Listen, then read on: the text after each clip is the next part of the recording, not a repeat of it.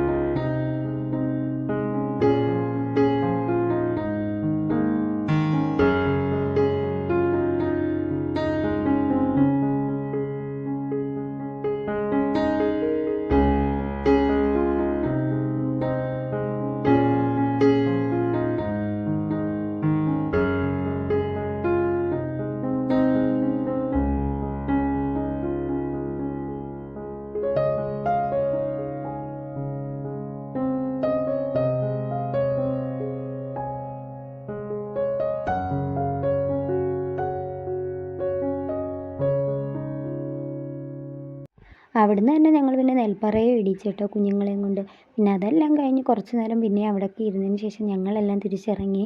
പിന്നെ ഞങ്ങൾ നേരെ പോയത് ഫുഡ് കഴിക്കാൻ വേണ്ടിയിട്ടായിരുന്നു കേട്ടോ. പിന്നെ ഫുഡൊക്കെ കഴിച്ച് ഞങ്ങളൊരു റിലേറ്റീവിൻ്റെ വീട്ടിലും കയറി. ഉച്ചയൊക്കെ കഴിഞ്ഞിട്ടാണ് ഞങ്ങൾ പിന്നെ കോട്ടയം വിട്ടത്. ഞാൻ തിരിച്ച് പിന്നെ വീട്ടിലോട്ടാണ് കേട്ടോ വന്നത്. ചേട്ടായി കോതമംഗലത്തോട്ടും പോയി. അങ്ങനെ അനൂസിൻ്റെ ജീവിതത്തിലെ പുതിയൊരു വഴിത്തിരിവിലേക്ക് അനൂസ് കടന്നു കേട്ടോ. അപ്പോൾ ഇന്നത്തെ വീഡിയോ ഇത്രയേ ഉള്ളൂ. Okay bye.